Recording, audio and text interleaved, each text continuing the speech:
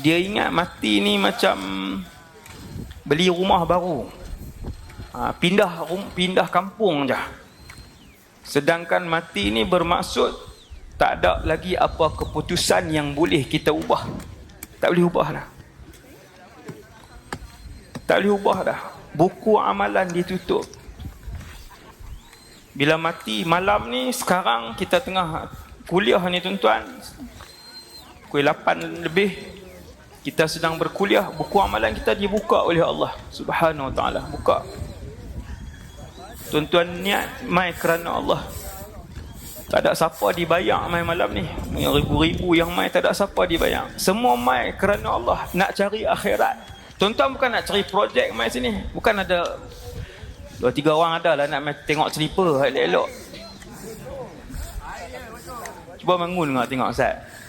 Tu duduk balik.